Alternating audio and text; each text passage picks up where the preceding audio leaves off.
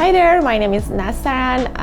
I've been doing hair surgery for about 15 years and been doing this with Dr. Sharma about 7 years.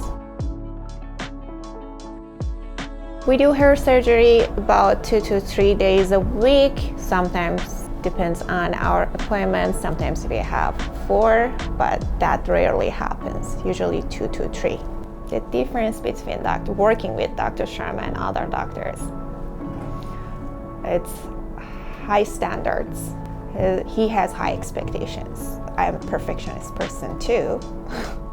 He's always up to date and he always makes sure that everything is like, he's perfectionist. And he cares about the quality of the grafts, how we treat those grafts. The accuracy is very important for him. This has a significant effect on the result and makes a big difference compared to working with Dr. Sharma and his team compared to other teams. Hair surgery is all about passion. You might be a great nurse, but not be able to do this job. So I believe being passionate is the key. The most enjoyable, I would say rewarding for me, when patients coming back after like 6 months.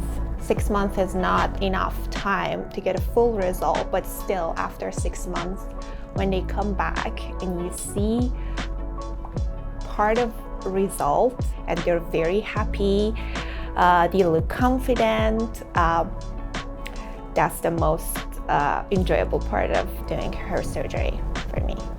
Working with Dr. Sharma, I would say he is very disciplined, very professional, and at the same time, he's cool to work with. I feel like he's very supportive during the procedure, and every time that we need him, he's present, and his knowledge is incredible. I learn a lot from him. My expectation from the patients that's like lying down and just expecting me to do the great job for them, it's not moving without letting me know. Not sudden movement, not sudden like talking. So sometimes we have conversation together with the patient, but what I expect them is like, please don't nod your head, don't move. If you want to take a break, let me know.